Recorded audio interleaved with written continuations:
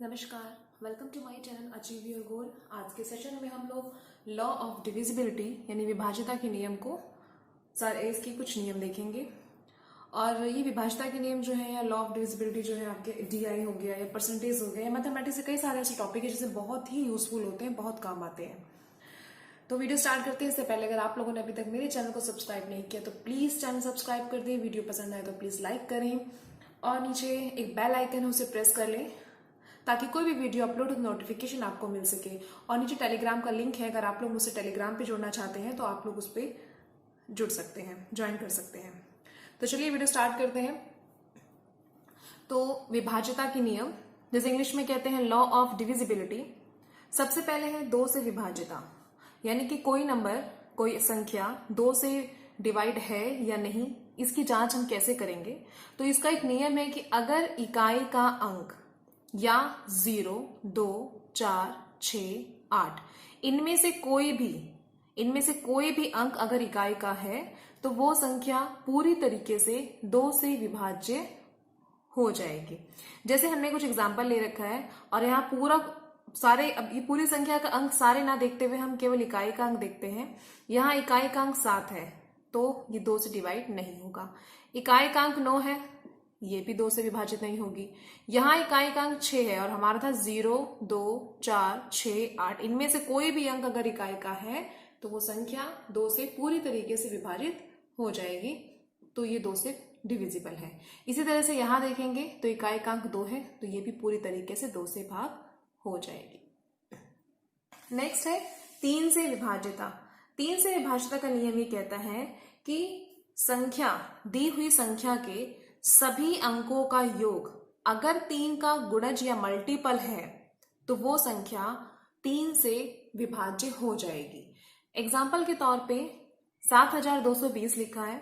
अगर हम इसके सभी अंकों को जोड़ लें, 7 और 2 9, 9 और 2 11, तो 11 3 का गुणज नहीं है तो ये 3 से विभाज्य नहीं होगा।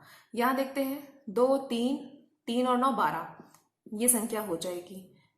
ये हो गया 3 और 3 6, तो ये भी हो जाएगी। यानी दोनों संख्या 3 से विभाजित है लेकिन ये संख्या 3 से विभाजित नहीं है।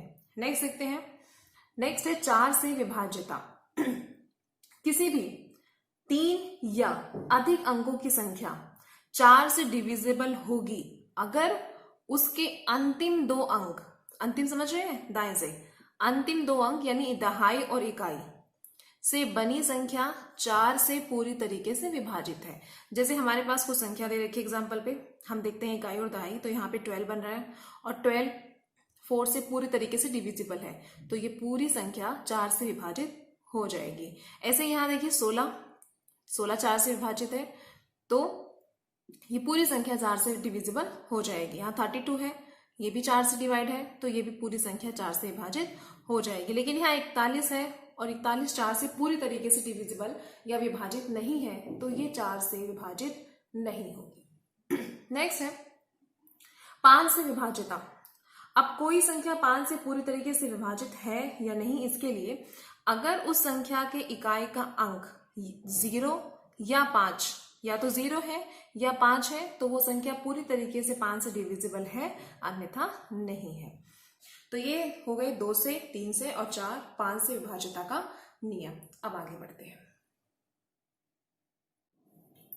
आगे है 6 से विभाज्यता का नियम। अगर कोई संख्या 2 और 3 दोनों से, यहां पर या नहीं है और है, 2 और 3 दोनों से विभाज्य है, पूरी तरीके से विभाज्य है, तो वो संख्या 6 से भी विभाज्य हो जाएगी। ठीक है, ऐसे भी याद रख सकते हैं 2 3 जा 6, 2 3 या 6 तो 2 और 3। ठीक है, जैसे एक हमारे पास एग्जाम्पल है 2190। अब इसमें हमने कहा कि 2 और 3 दोनों से विभाज्य होनी चाहिए। चेक करते हैं तो इकाई का अंक 0 है तो ये संख्या जो है 2 से तो विभाज्य हो जाएगी। अब देखते हैं 3 से विभाज्य है या नहीं। तो अगर हम सभी अंकों को जोड़ दें और वो 3 का मल्टीपल 3 से विभाज्य हो जाए तो उसका मतलब ये संख्या 6 से भी विभाज्य हो जाएगी। चेक करते हैं 2 और 1 3, 3 और 9 12, 12 0 12, तो यानी ये 12 आ रहा है, 3 से भी डिवाइड है। इसका मतलब ये 2 से भी डिवाइड है, 3 से भी विभाज्य है, तो ये पूरी संख्या 6 से भी विभाज्य हो जाएगी। ठीक है, नेक्स्ट है 8 से विभाज्यता। देखिए 2 से विभाज्यता के लिए हमने इकाई-अंक देखा था, 4 से विभाज्यता के लिए हमने दहाई इकाई 2 अंक देखे थे, 8 से विभाज्यता के लिए हम 3 अंक देखेंगे। ठीक है, ऐसे याद रख लीजिएगा, 2 दूनी 4, 4 दूनी 8। तो पहले 1 अंक देखा, फिर 2 देखा, अब 8 से विभाज्यता के लिए 3 अंक देखेंगे। यानी 4 या उससे अधिक अंकों की कोई संख्या है, वो 8 से तभी विभाज्य होगी जबकि उसके अंतिम 3 अंकों से बनी संख्या, अंतिम 3 अंक यानी सैकड़ा, दहाई और इकाई, इनसे जो मिलकर बनी संख्या होगी, अगर वो 8 से विभाज्य है तो वो पूरी संख्या 8 से विभाज्य हो जाएगी। एग्जाम्पल के लिए हमारे पास है यहाँ पर 73,512 और हम इसके अंतिम 3 अंकों को अगर देखें तो है 512, और अगर इसे 8 से डिवाइड करें तो ये पूरी तरीके से 8 से डिविजिबल है, यानी कि पूरी संख्या 8 से विभाजित हो जाएगी। ठीक, नेक्स्ट है 9 से विभाज्यता का नियम। 3 और 9 दोनों सेम है। 3 में भी हमने देखा कि 3 से विभाज्यता के लिए सभी अंकों का योग अगर 3 से विभाज्य है तो संख्या 3 से विभाज्य हो जाएगी। 9 का भी यही रूल है, अंकों का योग अगर 9 से विभाज्य है तो पूरी संख्या 9 से विभाज्य हो जाएगी। यहाँ पर है 4608, अगर हम इसके सभी अंकों को जोड़ दें तो हमें मिल जाता है 18। सेम एज हियर, अगर हम इसके सभी अंकों को जोड़ दें तो यहाँ देखिए 7 7 15 और 3 18, और ये 9 से डिविजिबल है, तो ये दोनों संख्याएं भी 9 से पूरी तरीके से विभाजित हो जाएंगी। ठीक है, चलिए आगे देखते हैं। नेक्स्ट है 10 से विभाज्यता। अब कोई संख्या 10 से विभाज्य है या नहीं, अगर उसके इकाई का अंक 0 है तो वो पूरी संख्या 10 से विभाज्य हो जाएगी। जैसे एक संख्या लिखी है, इसका इकाई का अंक क्या है 0, ये 10 से विभाज्य है, डिविजिबल है 10 से। यहाँ पर इकाई का अंक है 0, तो ये भी 10 से डिविजिबल है।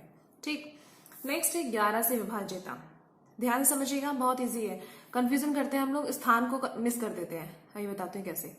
जैसे है दाएं से विषम स्थानों, विषम स्थान है, ऑड प्लेस है, नंबर नहीं है, ऑड प्लेस। दाएं से विषम स्थानों के अंकों का योग और सम स्थानों के अंकों का योग। ठीक है, यानी odd places, sum of odd places and difference the sum of even places के योग का अंतर अगर 0 है या 11 से डिविजिबल है तो वो पूरी संख्या 11 से विभाज्य हो जाएगी। ठीक है, अब आपको प्लेस देखना है, नंबर नहीं देखना, ये याद रखना है, और कुछ नहीं है। जैसे यहां देखिए, तो यहां पर ये आपको दाएं से, ये तो पहले ही दिन बता दिया था, दाएं से शुरू करते हैं। एक अब ये भी बता दिया था, ऑड नंबर किसे कहते हैं, इवन नंबर किसे कहते हैं, सब चीजें काम आती हैं ना। तो यहां देखिए, एक ये हो गया ऑड प्लेस, फिर इसके बाद ये। ठीक, यहां से देखिए इवन, 2 इवन प्लेस ये हो गए। इन दोनों के सम का डिफरेंस अगर 0 है या 11 से विभाज्य है तो ये पूरी संख्या 11 से डिविजिबल हो जाएगी। देखिए प्लस करते हैं तो 5 और 8 होता है, लिख देते हैं। चलिए 5 और 8, 2 ये प्लेस, और इधर 0 और 1, इन दोनों को सम किया और डिफरेंस निकाला तो कितना आ जाता है 12, और 12 11 से डिविजिबल नहीं है तो ये संख्या 11 से विभाज्य नहीं होगी। यहां देखिए, आप ऐसे भी कर सकते हैं कि इधर राइट से शुरू करिए, एक छोड़कर एक। ठीक है, और पेस ही आएगा, फिर ऊपर से एक छोड़कर एक, यानी जो यहां से बचा फिर एक छोड़कर एक। तो कितना हुआ 6, 8 और 9, 6, 8, 9, डिफरेंस होगा 1 और 0 का, तो ये हो जाएगा कितना आपका 23, और इधर -1 तो आता है 22, और 22 11 से डिविजिबल है। दैट मीन्स ये पूरी संख्या 11 से विभाज्य हो जाएगी। ठीक है, बस याद रखिएगा, विषम संख्या नहीं बोलते हैं, विषम स्थान। ठीक है, 1, 2 फिर 3, यानी एक छोड़कर एक, दाएं से शुरू करेंगे, एक छोड़कर एक, फिर इसके बाद जो लेफ्ट बचेगा तो बचे हुए सारे समस्थान। ठीक, तो ये हो गया 11 से विभाज्यता का नियम। आगे देखते हैं। अब देखते हैं 13 से विभाज्यता का नियम। ध्यान समझिएगा, बहुत आसान है, समझ में आ जाएगा। देखिए संख्या है 8411, 8411। हमें करना क्या है, यूनिट प्लेस इकाई-कांक लेना है हर बार, ठीक है, वंस प्लेस लेना है हर बार, फर्स्ट डिजिट लेनी है और इसमें कर देना है 4 से मल्टीप्लाई। 4 से मल्टीप्लाई करना याद नहीं होता तो ऐसे याद कर लो कि 13 से विभाज्यता का नियम है और 13 में 3 और 1 4 होते हैं तो 4 से करना पड़ेगा, ठीक है। 4 से मल्टीप्लाई किया, अब क्योंकि हमने इसमें मल्टीप्लाई कर दिया, मान लो यार एक काम कर दिया, इसको हटाओ, काम खत्म इसका। अब 4 1 जा 4, रेस्ट पार्ट में जो मल्टीप्लाई करके आता है उसे प्लस कर देंगे तो ये आ जाएगा 8 4 5। फिर वही काम करेंगे क्योंकि अभी भी इतने बड़ी डिजिट है कि नहीं समझ में आ रहा कि 13 से डिविजिबल है या नहीं। फिर यूनिट डिजिट में 4 से मल्टीप्लाई तो 4 5 से कितना होता है 20। अब रेस्ट पार्ट में 20 प्लस कर देंगे तो ये आ जाएगा 104।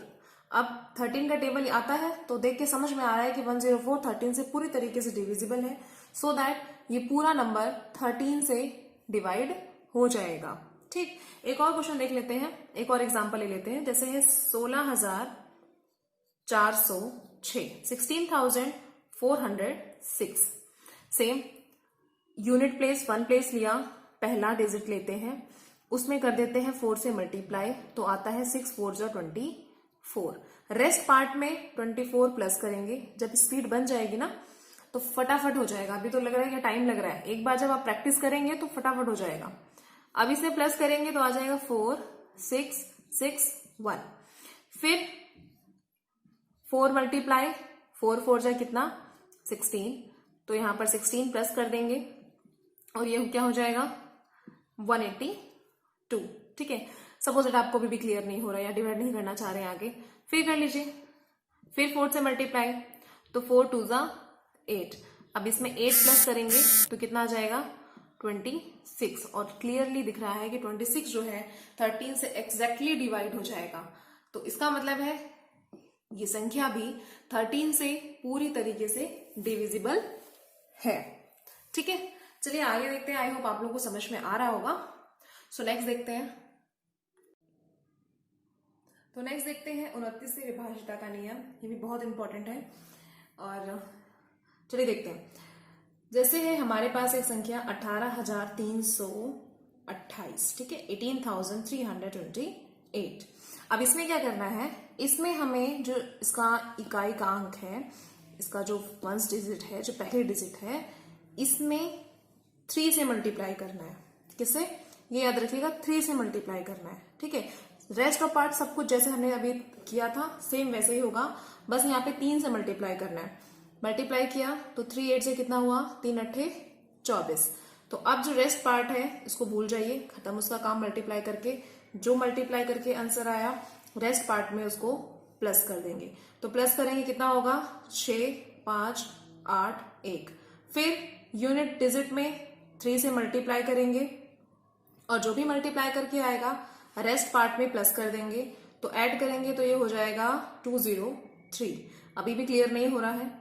फिर इसमें 3 से मल्टीप्लाई करेंगे, 3 3 जा 9 और ये हो गया 29। तो 29 हमें एकदम एग्जैक्टली क्लियर दिखाई दे रहा है कि 29 से डिविजिबल है। दैट मीन्स ये पूरा का पूरा नंबर भी 29 से डिवाइड हो जाएगा। एक और एग्जांपल लेते हैं, अच्छे से क्लियर हो जाएगा।